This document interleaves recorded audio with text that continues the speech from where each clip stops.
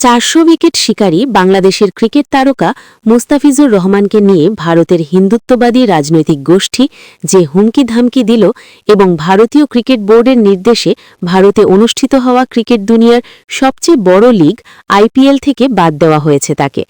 বিষয়টি নিয়ে ভারতের ভিতরেও প্রতিবাদ যেমন উঠেছে, তেমনি তাদের কারো কারো মতে এটি পুরো ভারতের হিন্দুদের জয়। এ ঘটনায় বাংলাদেশও শক্তভাবে জবাব দিয়ে আইপিএল সম্প্রচার বাংলাদেশের না করার জন্য ইতিমধ্যে তথ্য মন্ত্রণালয় নোটিশ দিয়েছে অপারেটরদের। এদিকে আগামী ফেব্রুয়ারির বিশ্বকাপ টি-20-র কোনো খেলা ভারতের মাঠের পরিবর্তে অন্য দেশে ফেলার জন্য আইসিসিকে চিঠি দিয়েছে বাংলাদেশ ক্রিকেট বোর্ড বিসিবি। সব মিলিয়ে বাংলাদেশ ভারতের দূরত্ব আরও এক ধাপ বেড়ে গেল। বিখ্যাত ভারতীয় সমাজবিজ্ঞানী আশিস নন্দী বলেছিলেন, দক্ষিণ এশিয়ায় ক্রিকেট কেবল একটি খেলা নয়, এটি একটি ধর্মনিরপেক্ষ ধর্ম। ধর্ম ও জাতিবাদের বিভেদে এ অঞ্চলের মানুষকে একমাত্র ক্রিকেটই এক সূত্রে গাঁথতে পারে। রাজনৈতিকভাবেও কূটনীতি হিসেবে কাজ করেছে ক্রিকেট। একসময় ভারত পাকিস্তানের উত্তেজনা নিরসনে ক্রিকেট ডিপ্লোমেসির কথা শোনা যেত, কিন্তু ক্রিজে যত বল গড়িয়েছে বিরোধপূর্ণ ভূ রাজনৈতিক বাস্তবতায় ক্রিকেটকে এখানে রাজনৈতিক হাতিয়ার বানিয়ে ফেলা হয়েছে। ভারত পাকিস্তানের পর সেখানে এবার বাংলাদেশের নামও যুক্ত হচ্ছে এমন প্রশ্ন ইতিমধ্যে এসে গেছে, কারণ ভারতীয় ক্রিকেট বোর্ডের নির্দেশে ভারতে অনুষ্ঠিত হওয়া ক্রিকেট দুনিয়ার সবচেয়ে বড় লিগ আইপিএল থেকে বাদ দেওয়া হয়েছে বাংলাদেশের ক্রিকেট তারকা মুস্তাফিজুর রহমানকে।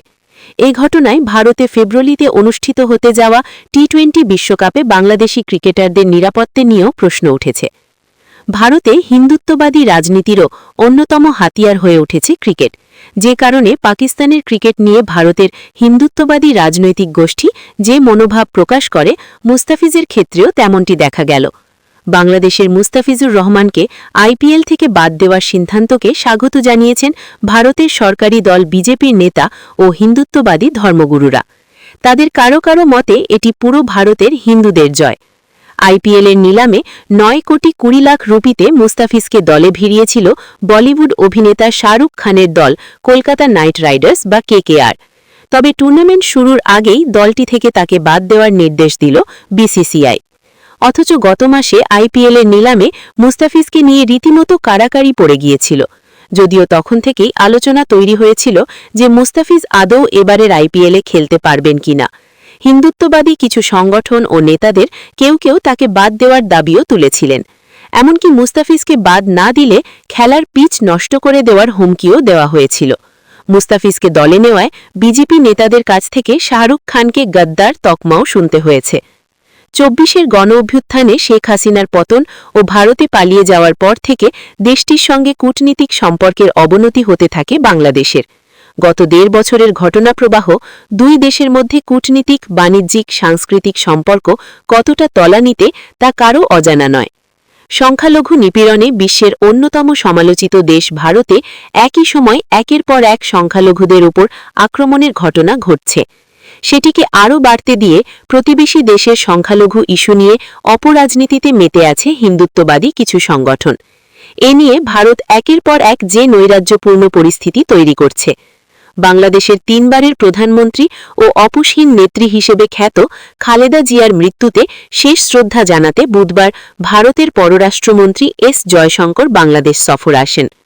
পরদিনই প্রায় 4 বছর বিরতির পর ভারতের প্রতিরক্ষামন্ত্রী রাজনাথ সিং দিল্লিতে বাংলাদেশ হাই কমিশনে যান এবং খালেদা জিয়ার মৃত্যুতে শোক প্রকাশ করেন। কূটনীতিকেরা এ দুই ঘটনাকে তাৎপর্যপূর্ণ হিসেবে দেখছেন। তাদের মতে বাংলাদেশের নির্বাচনকে সামনে রেখে দিল্লি দ্বিপক্ষীয় সম্পর্ক এগিয়ে নিতে আগ্রহী।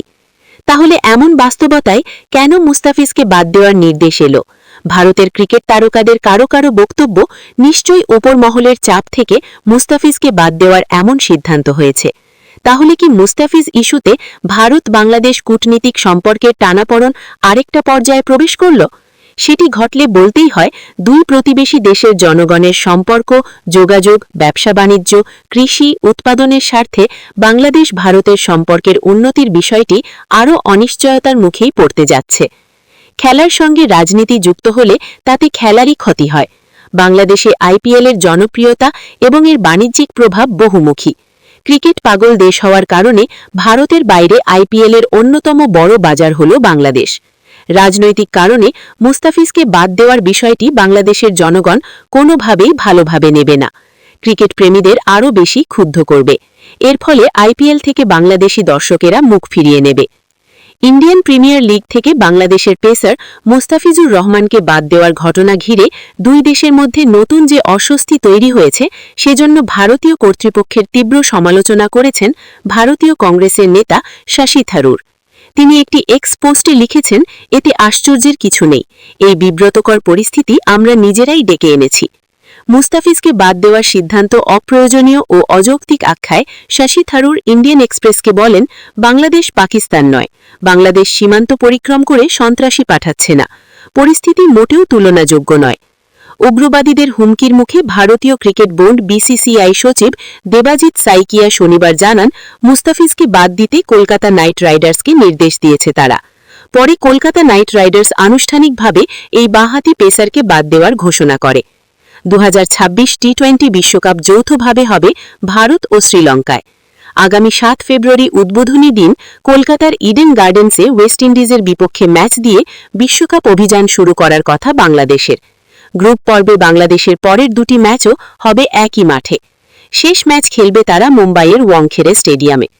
মুস্তাফিজকে আইপিএল থেকে বাদ দেওয়ার ঘটনা ঘিরে দুই দেশের মধ্যে নতুন যে অস্বস্তি তৈরি হয়েছে, সেজন্য কড়া প্রতিক্রিয়া জানিয়েছে বাংলাদেশ। মুস্তাফিজকে বাদ দেওয়ার সিদ্ধান্তের পর দুই দেশের উত্তেজনার মধ্যে টি-20 বিশ্বকাপ খেলতে ভারতে দল না পাঠানোর ঘোষণা দিয়েছে বাংলাদেশ। সেই সঙ্গে বাংলাদেশের ম্যাচগুলো শ্রীলঙ্কায় সরিয়ে নিতে আইসিসিকে চিঠি দিয়েছে বিসিবি। বুর্জোটিশকে বলেন, পরিচালনা পর্ষদ সিদ্ধান্ত নিয়েছে বর্তমান পরিস্থিতিতে বাংলাদেশ জাতীয় দল টুর্নামেন্ট খেলতে ভারতে যাবে না। মঙ্গলবার মুস্তাফিজকে বাদ দেওয়ার প্রতিক্রিয়া, বাংলাদেশে আইপিএল সম্প্রচার বন্ধের নির্দেশ। পরবর্তী নির্দেশ না দেওয়া পর্যন্ত ইন্ডিয়ান প্রিমিয়ার লিগের সব খেলা ও অনুষ্ঠান সম্প্রচার বন্ধ করার নির্দেশ দিয়েছে বাংলাদেশের তথ্য ও সম্প্রচার মন্ত্রণালয়।